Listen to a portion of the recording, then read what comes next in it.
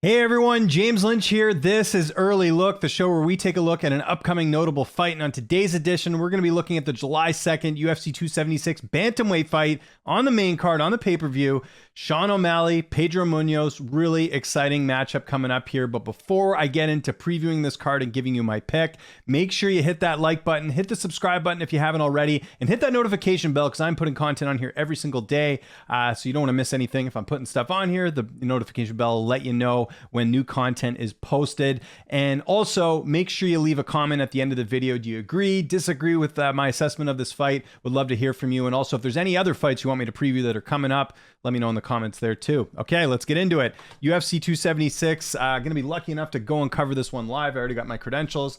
Sean O'Malley, Pedro Munhoz, finally a notable opponent here for Sean O'Malley. I shouldn't say finally, you know, he fought Chito Vera, but Pedro Munhoz, certainly a good ranked opponent here for O'Malley. I did like a quick video on this already just when the fight was announced, but we'll go really in depth here today and go through all the stats and everything else. So like I mentioned, it's part of the Adesanya and Cannonier card, T-Mobile Arena, so bigger arena instead of the Apex, obviously. And like I said, July 2nd, main card, 3-round bantamweight fight, not 5, but I think this could headline a fight night card, no problem. Okay, let's start first. I mean, we should start with the more popular fighter here first. We'll go with Sean O'Malley. We'll start with him first. Okay, Sean O'Malley, let me just click on his profile here. As you can see, Sean O'Malley, 15-1 record, 11 knockouts, 1 submission, and 3 decisions. He's currently the number 13th ranked bantamweight. He's 27 years old. He'll be 28 in October. He's 5'11" with a 72-inch reach. He's 8 years younger than Pedro Munhoz. He's got a 5-inch height and 7-inch reach advantage in this fight. Sean O'Malley is also a Brazilian Jiu-Jitsu black belt. He trains at 2 different gyms. He's at the MMA lab, one of the best in the world in Arizona there, and Sanibel, and also, works with Tim Welsh on top of working with the MMA lab and John Crouch and those guys there. Sean O'Malley has had fight of the night 2 times when he fought Andre Sukumta and Chris Montino. He's also won performance of the night 4 times. Pretty much all of his fights, he's almost guaranteed a bonus. That's usually how it goes. The fight against Quinones, Eddie Wineland, Thomas Almeida, and Rulin Paiva.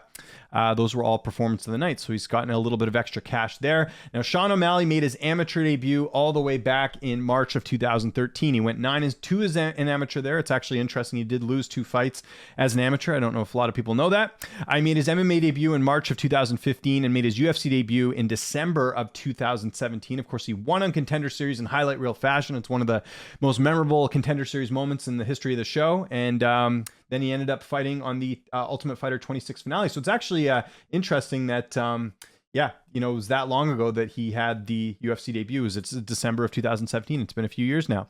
Sean O'Malley is 7-1 in the UFC. He's got 5 stoppage wins. Some of his notable wins include Eddie Wineland. Of course, Wineland used to fought for the title against Renan Barão years ago. Thomas Almeida and Paiva, who I mentioned there. His only loss is to Chito Vera. A lot of people talk about that loss. My view on it is he lost the fight. Some people say, oh, O'Malley, he got injured. He hurt himself. Well, who was kicking him? It was Marlon Chito Vera was the one kicking him in that fight. Look, they stepped in the cage. O'Malley got hurt. It happens. Chito Vera still won the fight. If they had a rematch right now, how would it go? It'd be interesting because obviously Chito's had a lot of success since that fight. So yeah, that's the only loss he's had in the octagon so far.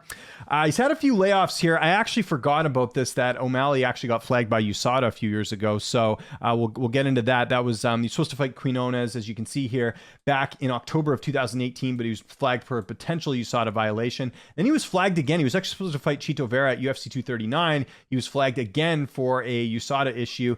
You guys can go read up on it. I think it was one of those things where, again, he took something, he didn't know there was something bad in it, and he ended up getting a bit of a suspension there. So I shouldn't say a bit of a suspension, a lengthy suspension. Check this out. So after he fought Andre Sukumta, which is just his second UFC fight, he didn't fight again in the UFC until March of 2020. That's 735 days that he was out of action in the octagon. Now, of course, he had a couple grappling fights here for the Quintet Ultra. There was 3 fights that he had there, so a bit of competition there. But as far as, UFC fights, he had a 735-day layoff. That's insane. That's crazy. It's like Dominic Cruz style as far as being off that long. And then even going from, Chito Vera to what was it here? Vera to, sorry, not Vera. I'm looking at the wrong thing here.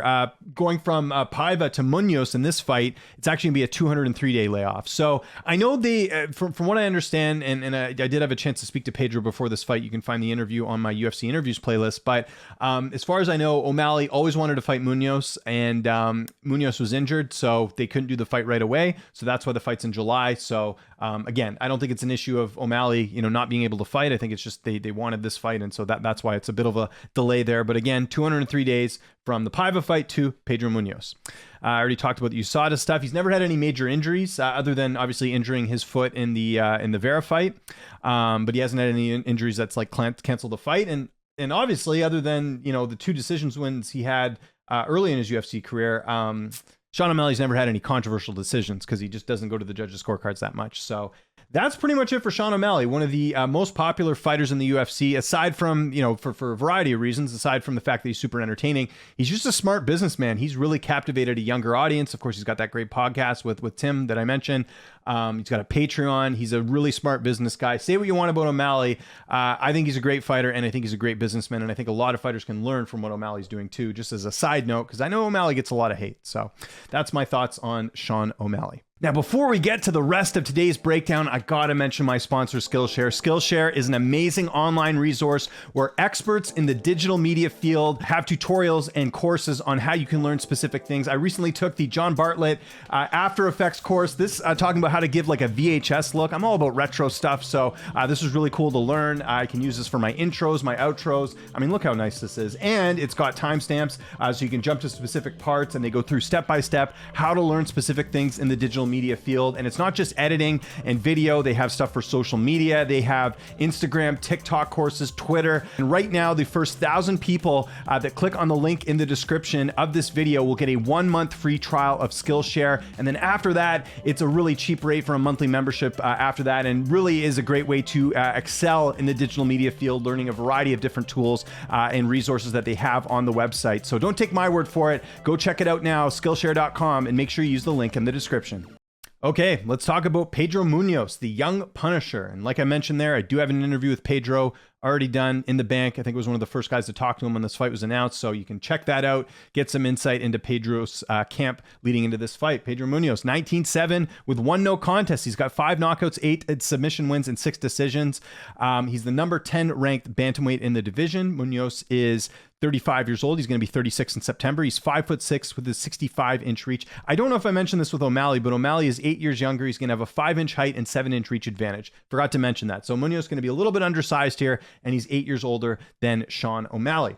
If you look at it here, Munhoz is a BJJ black belt, and he's a former RFA bantamweight champion. So you remember before LFA, there was Legacy Fighting Championships, and then there was Resurrection Fighting Alliance, and those were like the 2 top regional promotions. Eventually they merged and then became LFA, but Munhoz being a champion in RFA is a big deal because that was some of the best fighters on the regional scene at the time. So yeah, got to give him some credit there for winning the RFA title as well. Okay, so Munhoz did not have an amateur career, unlike O'Malley.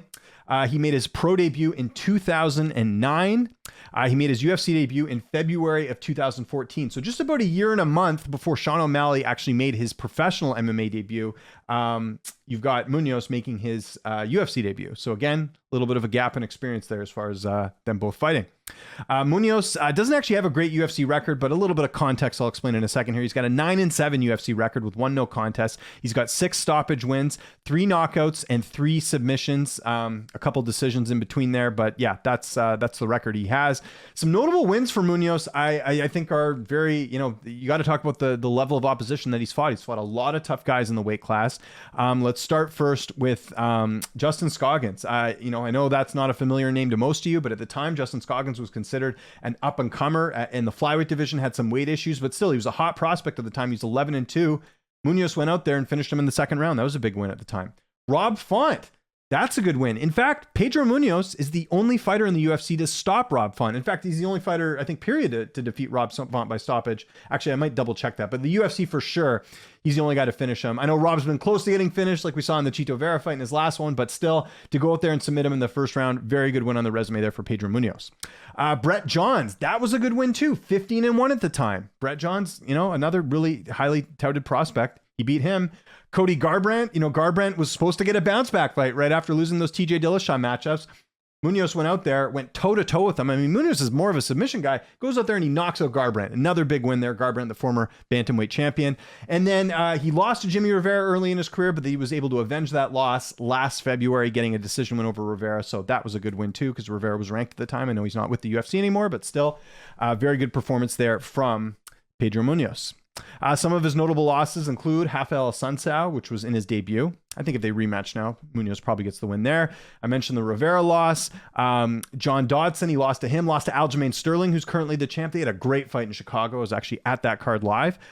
Frankie Edgar, he lost a split. We'll get to that a little bit later. That was a really close fight. And then Jose Aldo and Dominic Cruz. I mean, look, you look at the optics of Munhoz's record right now and you go, hey, he's lost 4 of his last 5. Look who he's losing to. Sterling, the current champ. Frankie Edgar, former lightweight champ. Jose Aldo, former featherweight champ. Dominic Cruz, former bantamweight champ. These are all good fighters. Not bad losses, in my opinion. He's got a really strong schedule here. And again, if O'Malley's having to fight any of these guys, you know they're going to be close fights. So just keep that in mind. A lot of layoffs here for Pedro Munhoz. Just like his opponent, Sean O'Malley, Pedro Munhoz had a USADA violation. In fact, that's why this fight against Jared Sanders was a no contest. He actually won the fight via guillotine choke. But as you can see here, flagged by USADA. Actually, what am I looking for here? Where is it? Anyways, it was a USADA thing. I know that. Yeah, it was a USADA thing. Just trust me on that. So yeah, he had a USADA issue there. So that actually kept him out of action here. He was flagged. That fight was in October of 2014. He didn't end up fighting again until November 2015 in the loss to Rivera, and that was a 399-day layoff. That's huge, right? And I mean, we're talking like early in his UFC career. He had 3 fights, and then he has like this huge layoff. So that's one thing to keep in mind. Then from Rivera to Russell Doan, he had a 243-day layoff. I'm not sure what the issue was there. Maybe because he lost, he needed some time to reassess things. I'm not entirely sure, but 243-day layoff there. Then going from Aljamain Sterling to Frankie Edgar, he had a 441-day layoff. Now, granted, both these guys, beat the brakes off each other in that fight against Sterling, so I'm sure there was some, time to heal there. Obviously, there was some stuff. This was, 2020, so you got COVID, you got all these other things happening. So he had the Edgar fight rescheduled a couple times, so not really his fault that wasn't able to compete. And then going from this fight, so going from the Cruz fight to the O'Malley fight, kind of like we talked about with O'Malley, he's going to have a long layoff here too, as you can see that Munhoz has going to be having a 203-day layoff going into this fight. So both guys with a decent layoff heading into this fight. Munhoz has never really had any major injuries. If you look at his UFC career, none that really stand out. He's had a couple close fights, though. Let's talk about those. John Dodson losing a split decision here. Went back and looked at that fight. UFC 222 back in March of 2018. 10 media members scored the fight for John Dodson, 4 scoring it for Munhoz. So that's interesting. Some people, 4 media members anyways, felt like Munhoz won the fight. Then there's the Frankie Edgar fight, which I'll just say right off the bat, without even telling you guys how the media scored this, I personally scored that one for Munhoz. I don't know how he lost. I know it's Edgar. I know he's an exciting guy. I thought Munhoz won that fight clearly. And then I went back and looked at the media scores, and they agree with that as well. So that was at UFC on ESPN 15 back in August of 2020. 4 media members scored the fight for Frankie Edgar. 19 scored for Munhoz. So again, if you're just a casual fan looking at his record and going, oh, O'Malley's got this in the bag, he's lost 4 of his last 5, keep in mind, 1 loss is to the current champ, Sterling. The other loss should have really been a win there. And then he's got, the 2 losses to Cruz and Aldo, which, again, these are top guys in the weight class. So, just a little bit of context is important here. Now, with this fight, we do have odds. So we're going to go into those in a second here. And you can see most of the odds makers have O'Malley, almost a 3-1 favorite here. 2-1, about minus 250 around there. The comeback on Munhoz, plus 195. So who am I picking for this fight? Well, I think it's very obvious to state a couple things. First off, I think Pedro Munhoz is by far the most well-rounded fighter, maybe next to Chito Vera, that he's fought. I might even give an edge to Vera there, just with what Vera's been doing lately. I think Vera's been on a hot streak, Munhoz on a bit of a cold streak there. The thing I like about Munhoz is he's good everywhere. You saw the submission wins. We talked about the win over Rob Font. We talked about the fact that he finished Rob Font. That's tough to do. He's got and he's got some hands too. Like we saw him knock out Cody Garbrandt. So the thing with Munhoz, which makes him dangerous, is he's very good everywhere. Like there's not one weakness. Even the wrestling's good, and he comes from a great camp. I didn't even mention that. He's an American top team, one of the best in the game. So that's another plus for Munhoz in this fight. And then again, the opposition. I mean, it's not even close. Not only does Munhoz have more overall fights than Sean O'Malley, he's also fought way better opposition. So that's another sort of credit for the Munhoz side. But yeah, I think in that last fight against Dominic Cruz, and I picked Munhoz in that fight, and right after the fight, I said this, and I'm going to say it here again here. I think we're seeing the decline of Pedro Munhoz.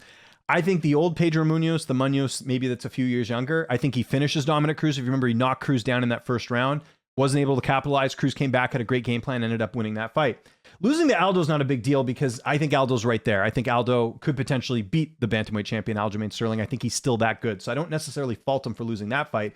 But the Cruz fight was one he should have won, in my opinion. If he's still a top 5 guy, who's close to being in the weight class, I think you beat a Dominic Cruz, and he didn't. And I know Cruz is a smart guy. Maybe it was just a bad style matchup.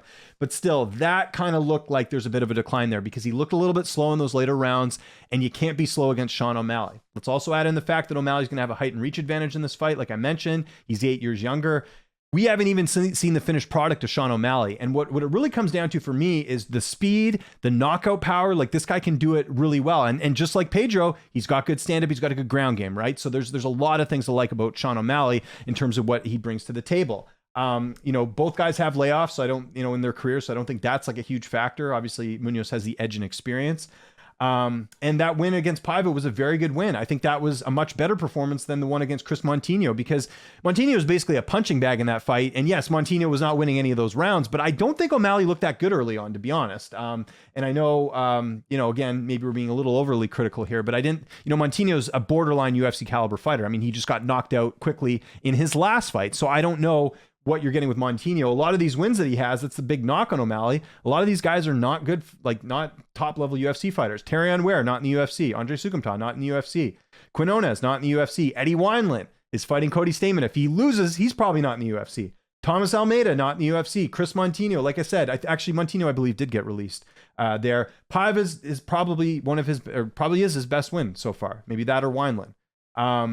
And so that's one thing that's a little bit concerning is it's like, Munhoz is on the decline, but he's losing to good guys, and O'Malley looks great, but he's beat good guys. It's like the Johnny Walker syndrome. People were saying, I always bring this up, back in the day, people were saying Johnny Walker is the guy to beat John Jones. Look how impressive he is when they're not looking at who he's beating, and Justin Ledet and Misha Serkinov, guys like that. And then when he fights a Corey Anderson, he runs into problems. So that's the big question in this fight. However, with all that said, my long-winded answer here, I'm going Sean O'Malley. I think he gets it done. I said this when this fight was first announced. I think O'Malley's going to be too quick. He's got the height and reach advantage. The question is, can he finish Pedro Munhoz? That's one thing. To his credit, Pedro Munhoz, look at the UFC record here. He's never been knocked out. In fact, he's never been knocked out in his entire career. So if O'Malley can't put him out early and this goes the distance, what happens? Munhoz, also, as you can see here, never submitted. Is O'Malley going to be the first guy to do that? Maybe he is. Maybe he does, maybe he hits him really hard and Munhoz stumbles and then he gets, he submits him. Although, again, we're talking about a guy in Munhoz who's got a really good ground game. I don't imagine him getting submitted in this fight.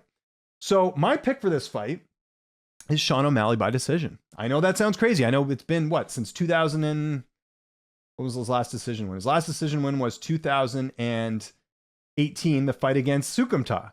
In a fight that he nearly lost, by the way, because if you remember, Sukumta just had really bad fight IQ in that fight. He didn't see that O'Malley was injured, and he ended up, taking advantage there. So I think it goes the distance strictly because of the durability of Munhoz. Maybe this is the fight where Munhoz's durability really shows and he gets finished. But if you look at it here, I mean, outside of these first round finishes, the Almeida fight was late. Montinho was late, right? So again, it seems like when he's fighting guys that are a little bit up, he's getting these finishes later. So that leads me to believe that if the finish happens, it might be later. But I'm leaning more towards decision. And I don't know, do they have the decision prop yet?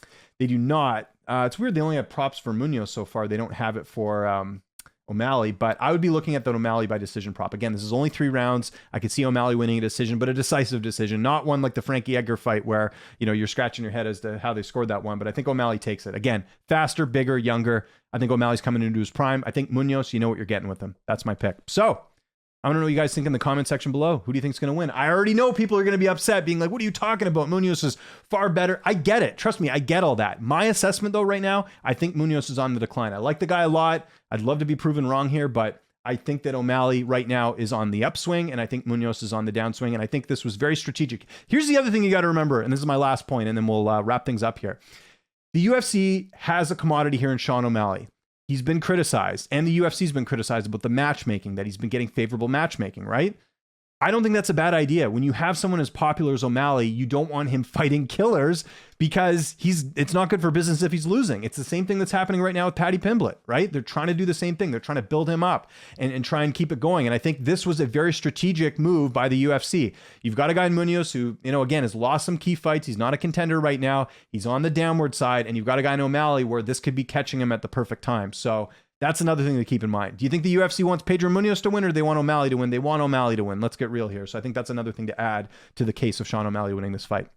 Hit that like button, hit the subscribe button. Always good hearing from you. Let me know who you're picking. Let's respectfully discuss this fight. I'd love to hear your opinions. Of course, any hate or any, just dumb comments or whatever. I'm not going to tolerate that, but we can definitely chat here about everything else. Hit that like button, hit the subscribe button, hit the notification bell. I'm James Lynch. Thanks so much for watching, and I'll see you next time.